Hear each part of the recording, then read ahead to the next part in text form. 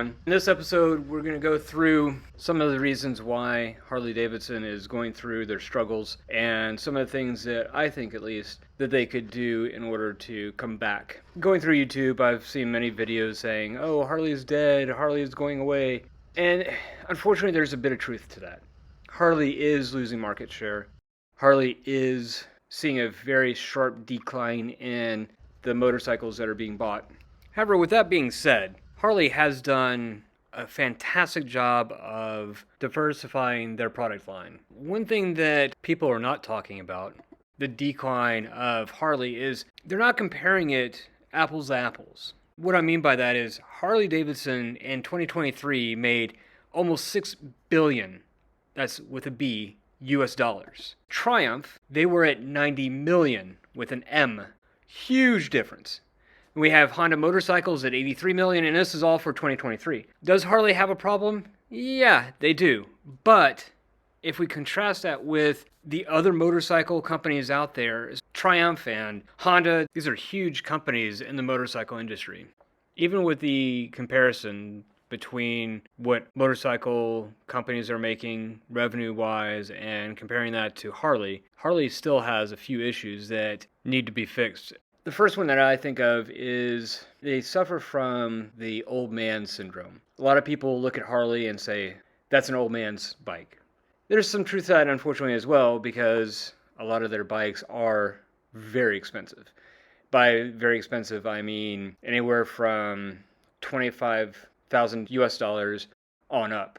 There's some bikes actually over 60,000 US dollars. Typically, you're a little bit older when you can afford those types of vehicles, especially something like a motorcycle or a trike. The other part is when Harley decided to strike out and get into other emerging markets for them, they went to adventure bikes. So if you could pick one bike that screams old man, it would be adventure bikes.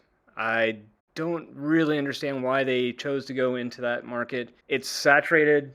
You have the biggest players out there. You have Triumph Tigers, you have BMW GS, you have Honda's Africa Twin. Those three bikes alone make up the huge market share. So if you're trying to go away from the, hey, I'm not an old man's bike, that's not one market that you should go after. Don't get me wrong, I love adventure bikes. I actually owned a Triumph Tiger for a while. Great bikes. But that's not the type of bike that's going to change everybody's perception from being an old man's bike or being an old man's bike company. So as it stands right now, I've heard a lot of Harley really should diversify. And looking at their product lineup, I don't really believe that. I think really at the end of the day, what needs to happen is Harley really should work on changing their image.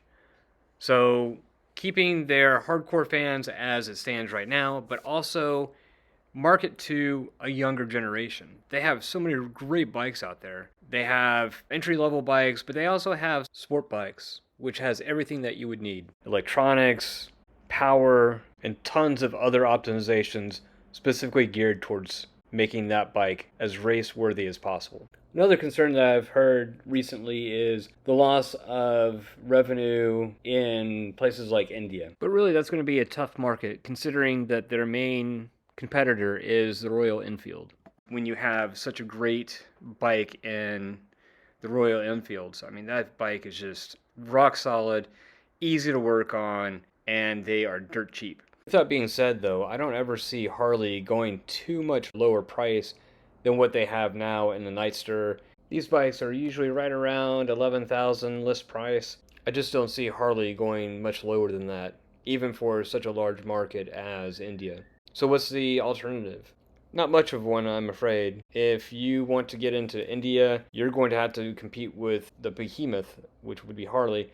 In India, you have Royal Enfield, which is actually made right there in India. So, part of that is country pride, because you're riding a Royal Enfield, just like in the US, we're riding Harleys. It's part of the heritage that we have here. So it's going to be very tough, unless you're able to compete somehow on price versus what you get in the bike, making it easier for people to work on, things like this.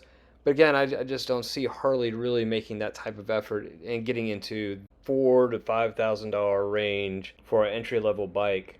So that would be one idea that I had. The other one is standardized electronics and riding modes and things like that that come on all of your bikes. Harley is known to be expensive, and yet I was working on a moped a couple days ago. Even this moped had a USB charger. It just doesn't make a whole lot of sense to me why you wouldn't put this type of electronics or even different riding modes. To be fair, Harley does have that on some of their bikes, but it's not standardized. It's not throughout their entire lineup. This is another area that I believe Harley is suffering from. So they don't have the USB ports, they don't have the different riding modes offered on all their lines. I know on their Nightsters and Sportsters, they do have different riding modes and some electronics there, but that needs to be much more standardized. One other area that I thought about was they do have this culture of Harley only. I think that's a bit unfair because when I first started getting into motorcycles, I always heard, well, they're riding a Harley, they won't want to talk to us. And that was never the case. Never. I would always approach them or they would always approach me, and Harley riders were among the most easiest to talk to, very friendly. That's another area that Harley really needs to strive on, is getting out there into the biking community and try to dispel this thinking of Harley riders are only for Harley riders and everybody else is everybody else.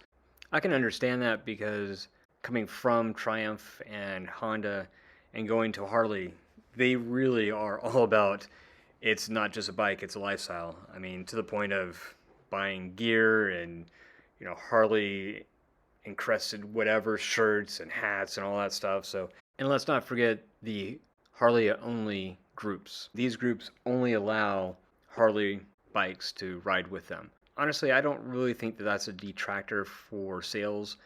I think that, like I said before, that the main detractors as far as sales goes is, number one, it's looked on as an old man's bike. Number two, there's not enough electronics offered standard. Number three is they're too heavy, they're too big. In fact, I had somebody just the other day ask me about how heavy it was.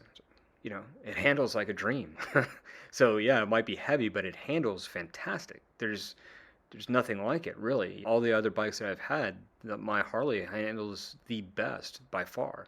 So you actually ride one, but you're not going to ride one if you have in the back of your head, hey, this bike is too heavy, it doesn't perform, it doesn't have all the features that I want.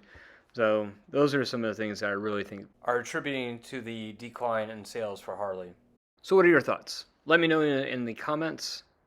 Please subscribe and like, as every other YouTube video out there says. Thanks for watching.